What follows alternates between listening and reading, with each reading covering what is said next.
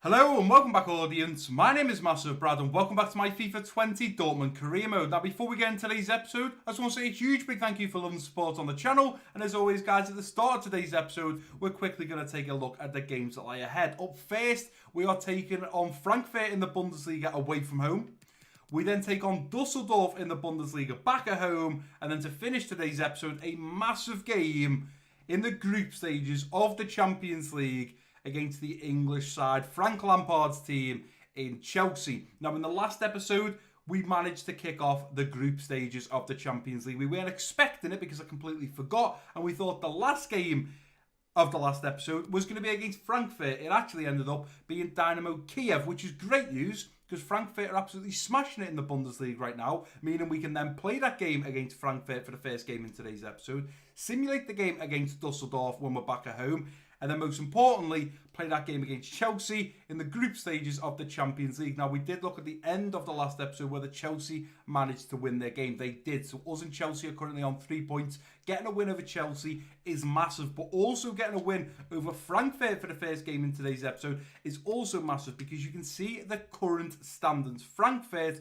currently a point ahead of us, played 4. So for our 5th game, we're playing Frankfurt. If we beat them, we'll move up to 12 points, putting us joint second with Bayern Munich. Bayern Munich have only lost to us this season. We unfortunately lost to Borussia Mönchengladbach, who were doing very well in 4th position. But that wasn't our fault. That was down to the EA gods because it was a simulated game. But putting us up to 12 points, it puts us only 3 points behind RB Leipzig. Eventually, we will be playing RB Leipzig twice this season. So when that game comes up, we have to make sure we do capitalise on it and get those 6 points out of those potential 2 games against RB Leipzig. But before we get into the game against Frankfurt, we're going to do my favourite part of the video, which is reading out the comments from you guys from the last episode.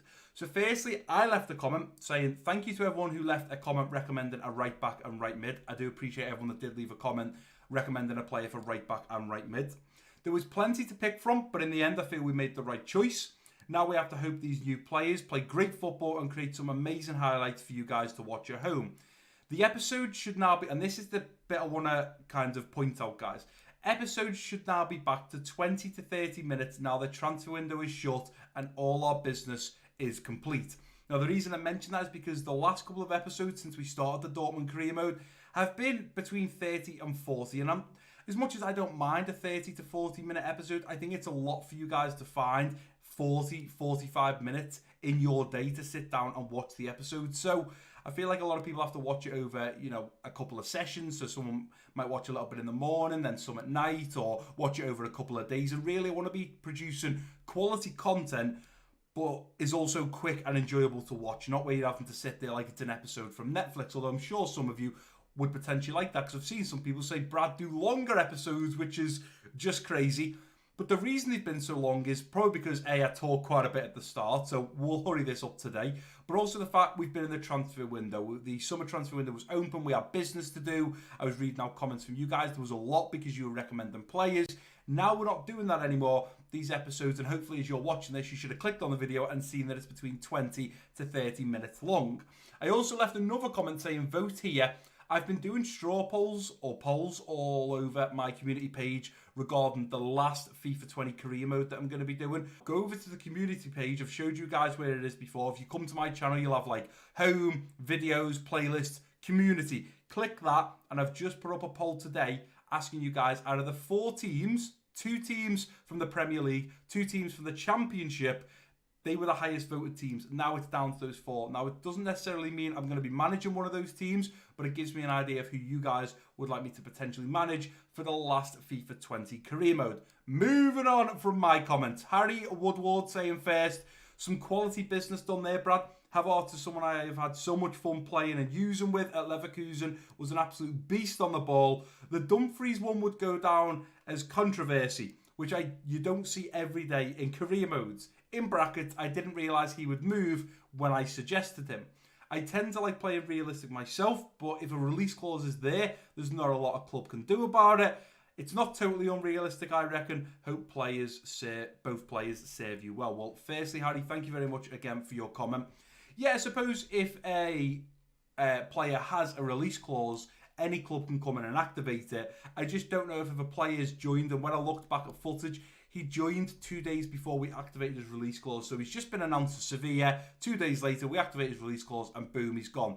But I suppose that's the whole point of a player having a release clause. So a team can come in, pay the full amount for this player and bring them to the club. Now, Dumfries unfortunately hasn't been too happy because in the 2 games that he could have played in, we didn't play him, and it frustrates me a bit because as a manager and in real life, when a player comes in, they don't get into the team straight away. They need a little bit of time to adjust. They need to prepare for the Premier League, because when they come in from the Bundesliga or they come in from Serie A or La Liga, the tackles and the aggression that comes with the Premier League is nothing like any other league. So they have to prepare for crunching tackles, elbows thrown in, pulls of the shirt. They have to prepare for that. In other leagues, you don't really see tackles where studs are up and they're just sliding in, taking players out. And especially when you have like Liverpool versus United or Liverpool versus Everton, it's probably one of the most deadliest games to be on the pitch because a lot of crunching tackles are put in.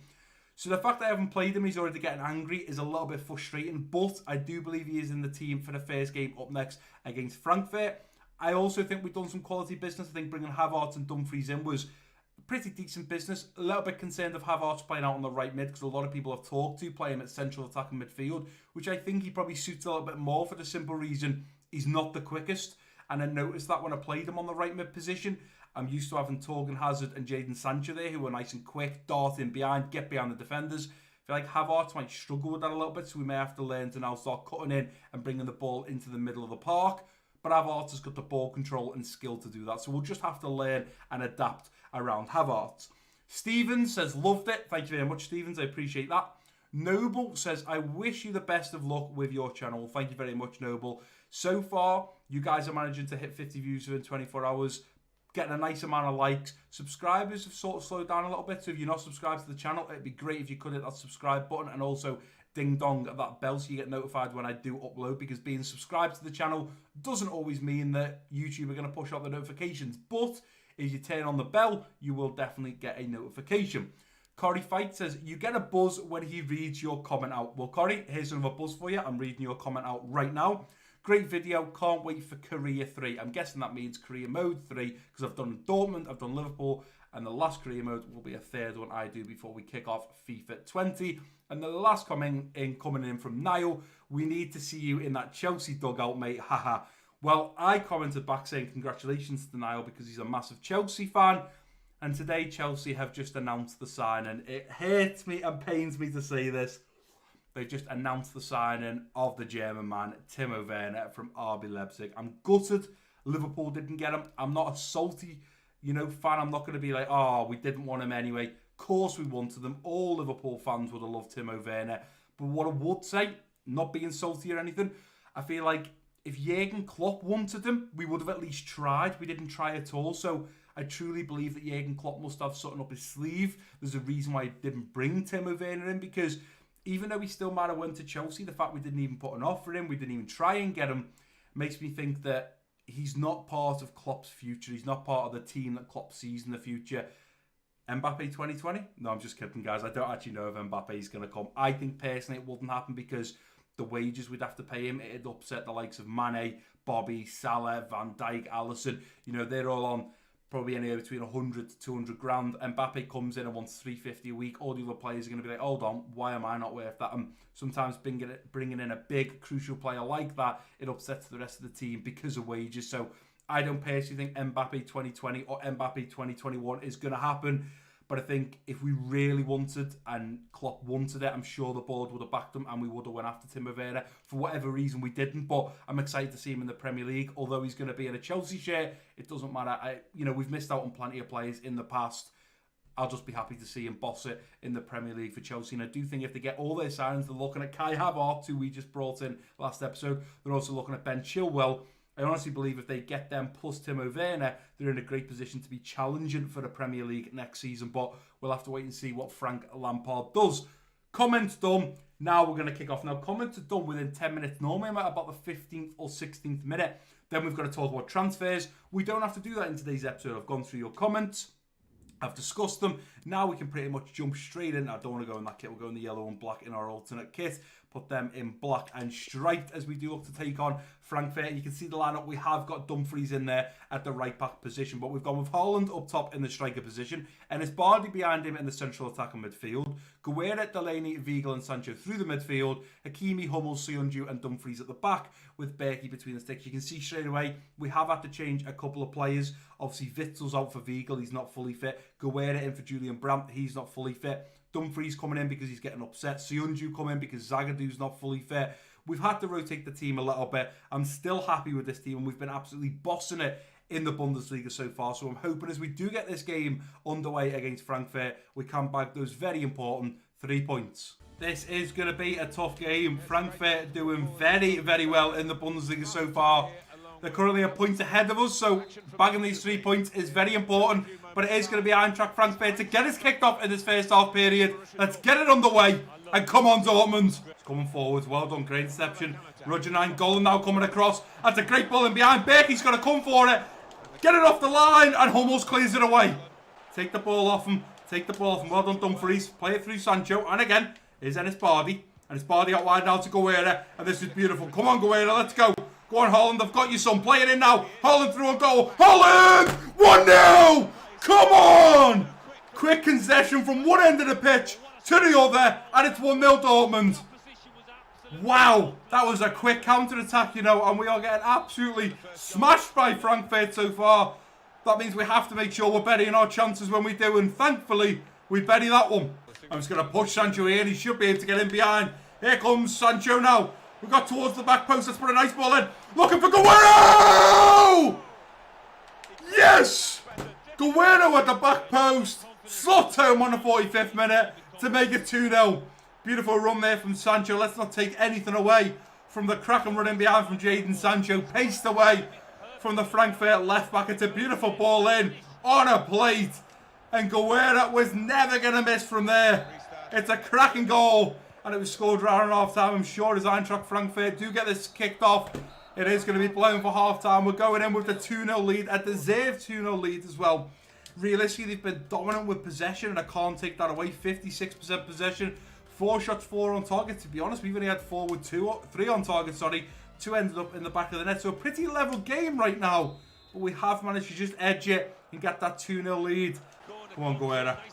Ball coming out. A great ball near post! And Delaney's cleared it away. Whether that ball was going in, I have no idea, but a cracking shot. Come on, Dumfries, you've got to get there, son. Oh, we've been done there. Becky's going to rush out and grab that ball. Nicely done. Rolled out here now. Oh, no! And up goes the chip over the goalkeeper. And under the bar, brilliant chip goal. Rebek scores for Frankfurt. I mean, what a terrible mistake. We do a great save there with Berkey. Roll it out to Dumfries. And Rebek gets there ahead of him, just dinks it over the top of him. It's 2-1, and it probably is for Frankfurt. Game on.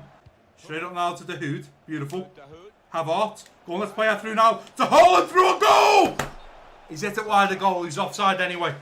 Ball kicked out. Should have that one covered. We have as we play it over to Dumfries. We've really got to be careful. You know, they are going to look to get us for this final attack. It's a ball over the top to Bastos. He's going to be in behind. Hummels is there. Just get rid of it. It's De Hood. Bang it out De Hood. Straight over the top for Guerra. Let's try and get it behind. We just have to get rid of that ball. Guerra has done very well to win that ball. He's still going to fight for it. Go on, Guerra. Oh, ref, I need you to blow this whistle. And as Road plays it over, we have had that final whistle. Wow, the pressure was high there. If we hadn't intercepted that ball from Bastos when it come over the top with my Hummels, they were one-on-one with the keeper again. A lot of pressure from Eintracht Frankfurt there. I could feel it in every single minute. We do manage to beat them 2-1. They had 7 shots, 5 on target. We had 6 shots, 5 on target. Very even game. The scoreline probably reflects that we managed to just get a little bit of an edge to give us that important second goal and give us the lead, and of course then go on to win it. Rafael Guerra picks up man of the match with a 9.1. Hasn't been getting in the team too much. He has been asking me to get in the team. We give him a shot, and he did play very well indeed at that left mid position. Well done, Rafael Guerra. You are proving to me why you deserve a place in this team. I will continue to rotate you with Julian Brandt. So a bit of a challenging start to today's episode. Frankfurt were not a team that wanted to just lie down and go away. Even after we were scoring goals and we were playing great football, they still never give up and were still chasing every single ball. So that was a little bit tricky. I'm hoping the game against Dusseldorf is going to be a completely different game and we're just going to get on with it and absolutely dominate because we're back at home and it is, of course, the simulated game in today's episode. You see the lineup, we've gone with Paco Alcacer up top in the striker position, Marco Reus a little behind him in the central attacking midfield, Brandt, Delaney, Witsel and Sancho through the midfield, Schultz, Hummels, Zagadou and Klosterman at the back with Berkey between the sticks. So we're back to our usual and my favoured starting 11. This team seems to gel nice. It's got plenty of goals in it, high ratings. We seem to do a decent job. And as we get the players warmed up, I'm hoping we can do a job over Dusseldorf in which we do 2-0. Klosterman, our right back, opens the scoring account in the 20th minute. We then have a load of subs and it takes us till the 79th minute till Jadon Sancho manages to score 10 minutes before the end of the game and put that last nail in the coffin. 2-0. I'm glad that we got a win, but I feel like we're not scoring goals like we have been over the last couple of episodes. I'm hoping we can turn that up against Chelsea and make sure we absolutely see them off by hopefully half-time. So up next, we take on the English London side of Chelsea, Frank Lampard's team. I am excited for this game. Although, Niall did leave a comment saying, I want to see you in Chelsea's dugout. We're actually at home for this game, and I'm hoping we're going to absolutely dominate, especially when the fans get behind us, because a big game like Chelsea, I'm pretty sure the yellow wall will be bouncing. We've made no changes since the last game. You can see the likes of Zagadou, Hummels, Paco Alcacer aren't fully fit, around 90 to 95% fit. We can always look at bringing a new centre-back on. We'll probably replace Paco Alcacer. I do believe I have removed Haaland from the bench for this game and brought our secret weapon Marlene back in because he is so quick. And I do believe if we run these Chelsea centre-backs ragged, bringing him on as our secret weapon, he'll get him behind and he will look to punish them. But we have gone with Paco Alcacer up top in the striker position. A little behind him, we got Marco Reus in the central attacking midfield. Brandt, Delaney, Witsel and Sancho through the midfield. Schultz, Hummels, Zagadou and Klosterman at the back with Roman Berkey between the sticks. Let's get this game kicked off against Chelsea and hopefully dominate against Frank Lampard's side. Can we make it 3 out of 3? We did struggle in the first game against Frankfurt. It was a real difficult game. In fact, the way we dominated against Bayern Munich, Frankfurt, I'm not surprised they're so high up in the Bundesliga if they're playing football like that. Reginald Gullen in the midfield was absolutely bossing it for them. They had the ex-Bayern Munich player Sebastian Rode, who was absolutely flying up and down the right side of pitch. Really, really solid performance, but I'm hoping Paco Alcacer gets us kicked off in his first half period. We can dominate against Chelsea, and we do try and see this game off by half time. There's Witsel to Sancho. Paco Alcacer back through to Sancho. We keep getting every team with this ball straight in now to Marco Reus, who's going to put it in the back of the net. And Chelsea, you turned off. We can literally score for fun with that little 1-2 from our striker to Sancho, who gets in behind and either crosses it towards the back post or slides it in towards the keeper. And Marco Reus this time manages to get his foot to it and slide it under Kepa between the sticks. We've been on the pitch and kicked off for 2 minutes and it's already 1-0. Niall, you might want to turn this video off, son. Hummels tried to take it on, it's not going to happen. Rolled in now and here comes Chelsea. Kovacic going to get his shot off. It's a great run from Mateo Kovacic. He should probably do a little bit better from there. Here's N'Golo Kante. Keep the pressure on him. N'Golo Kante's turned. Great save from Berkey. Schultz win the header. Well done, let's win this back. Play it back. Good lad, here we go. To Marco Reus, who's going to try and cut this back. Jorginho going to intercept it. Chelsea have woke up now, that is for sure. Frank Lampard must have been screaming at them at the touchline because they went 1-0 down after a couple of minutes. And here they come forwards once again. Look at this, ball in! And Jorginho levels 1-1. Wow, game on, ladies and gentlemen. Game on.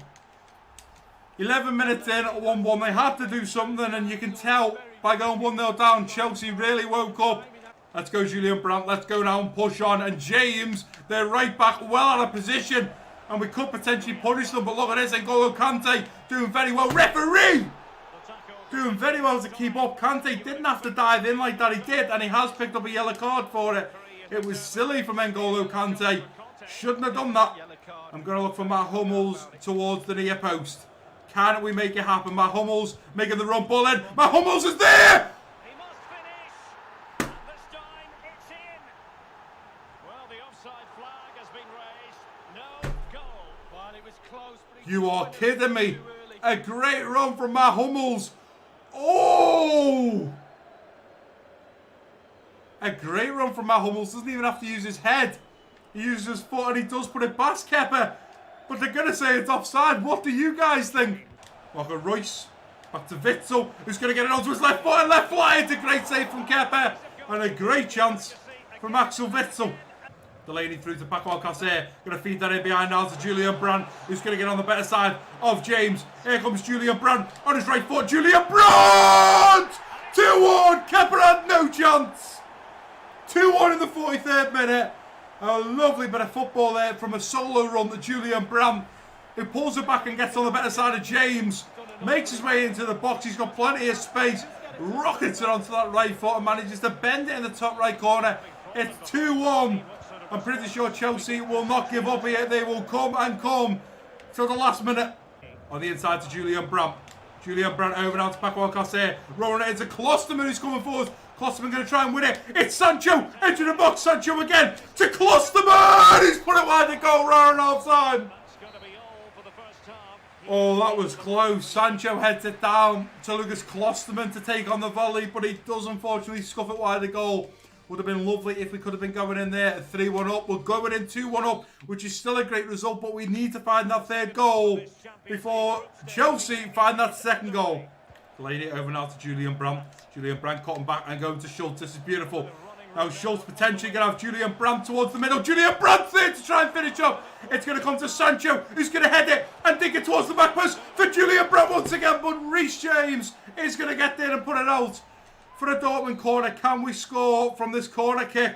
Tries to play it through to Marlen. It's not going to get through. Marlen still going to keep running here as Marlen picks up that ball as it comes through now to Julian Brandt. Here's Julian Brandt. He's going to dance. Play it over now to Marlen. Oh, it's a great save from Kepa to Havertz. Here's Kai Havertz. A little bit of skill. Gets throws to his left foot. Kai Havertz, let's fly. It's another great save from Kepa. That should be game over. Kepa doesn't even get to kick the ball out as the referee does blow for full time. We have beaten Chelsea at home for our second game in the Champions League group stage. Another difficult game. We struggled against Eintracht Frankfurt. We certainly struggled against Chelsea, although I feel like it was a very level game if you look at stats. 13 shots for us, 9 on target. Chelsea having 6 shots, 4 on target. When it comes to shots and shots on target, we were the dominant team. Possession, pretty level. Julian Brandt manages to pick up man of the match with an 8.8 rating, which shows me that we didn't play as well as we could have. Normally, we like to see a player get man of the match in the 9 point something or the 10 rating, not an 8.8. Regardless, Julian Brandt had a fabulous game. We played great football. Chelsea really stuck that game out, though, and played their heart out to the 90th minute. They certainly didn't make it easy for us. There is not a better feeling when you play career mode. You have struggled game after game like we have in today's episode, because there's no point in me beating around the bush.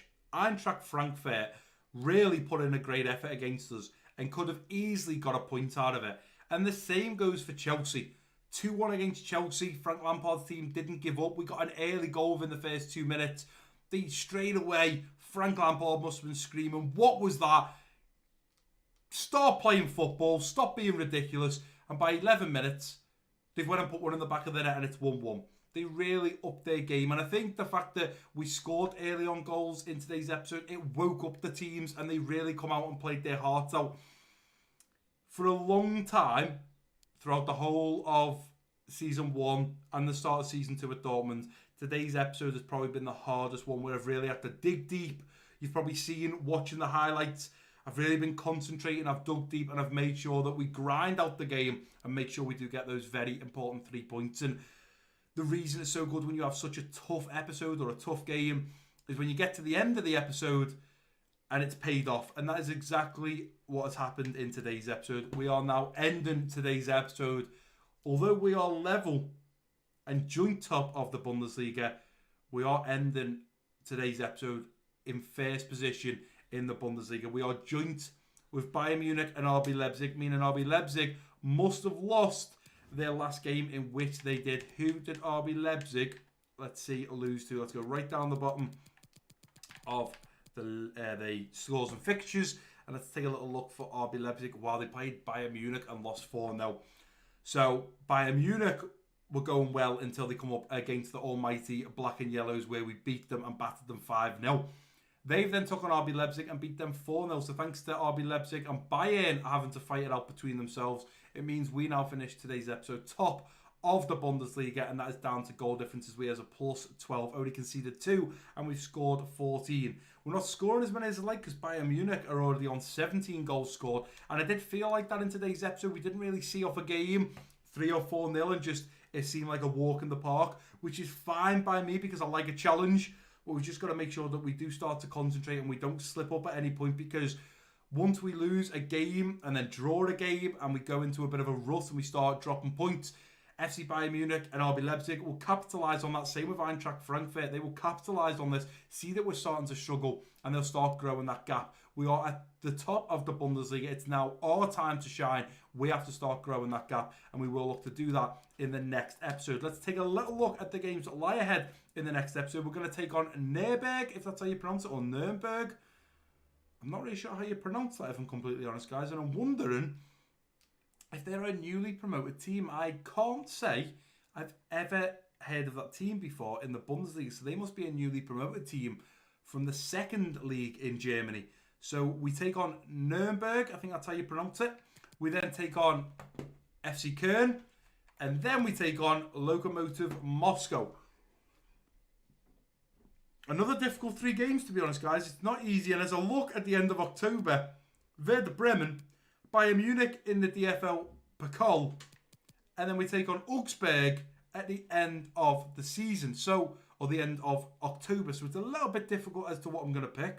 It may be a massive risk, but because I think they're a newly promoted team, I think I'm going to simulate the game against Nuremberg, because I know that FC Köln is not an easy game, and I also want to make sure that we do win the game against Lokomotiv Moscow, because that means we'll have made it 3 out of 3. We beat Dynamo Kiev, we beat Chelsea, we beat Lokomotiv Moscow. If we win the next Champions League group stage game, we should be able to simulate the final 2, which if I just take a quick look, it is again against Lokomotiv Moscow, which then probably puts us, as long as we win those 4 games, so we've already won against Kiev, we've already won against Chelsea. If we win the 2 games against Lokomotiv Moscow, puts us in a position to simulate the game against Dynamo Kiev and simulate the game against Chelsea, which means we can then focus on the Bundesliga more than the Champions League. So I think we're going to simulate that game against Nürnberg. Although we are away from home, it's a risk. Play the game against FC Köln, and then of course play the game against Lokomotiv Moscow. I do want to have a little look at where those 2 teams are currently in the Bundesliga. So FC Köln straight away are the higher team in 10th position. Nuremberg, or FC Nuremberg, are in 18th position. Lost 6 games. Conceded 18, only scored 2. So I think, yeah, being at the bottom of the Bundesliga, about to potentially go back down and be relegated, I think they are the perfect team for us to simulate. We should, even away from home, get that very important win. But that is going to do it for today's episode, guys. If you have enjoyed it, please do give it a big thumbs up for me. Don't forget to put your comments down below. If you're new around here, click that subscribe button. Don't forget to share this video with your friends and family. And I've been MassiveBrad. Peace out.